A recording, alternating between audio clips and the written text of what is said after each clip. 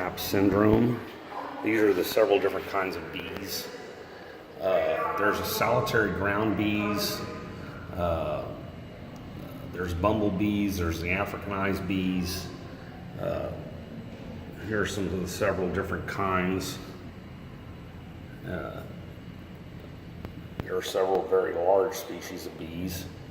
So anyway, Albert Einstein said if the bees died, mankind would be dead within a few years. Well, Einstein wasn't all that bright. I mean, a lot of people think he's the smartest man that ever lived or something, but he's not.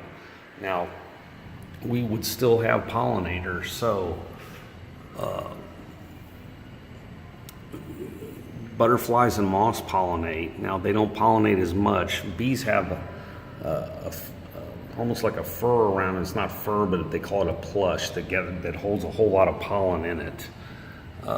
As butterflies travel around, they stop and drink nectar out of flowers.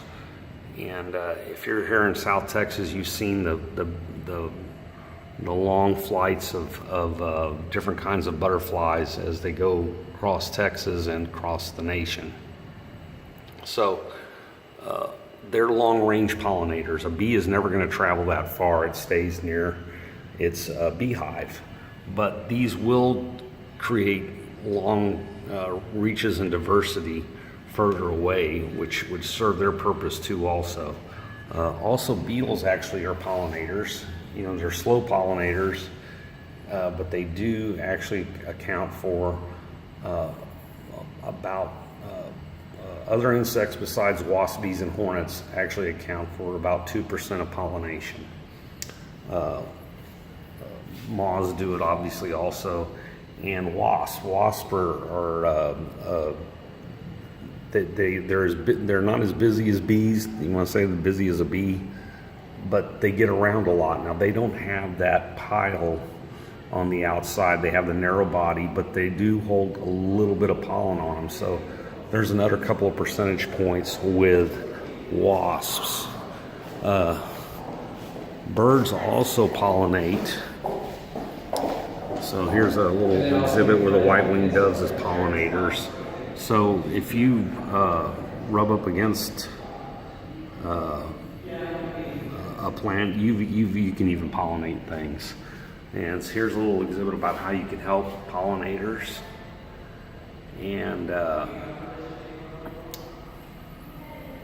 there you go. So like I said, if we ran out of bees and everything else, we would still have food to eat. Grasses are self-pollinating. Some flowers are self-pollinating. They have both male and female parts. Now, there's a male part of the plant and a female part of the plant. You get so, you know, the bees go from here to there, and they go from different plants.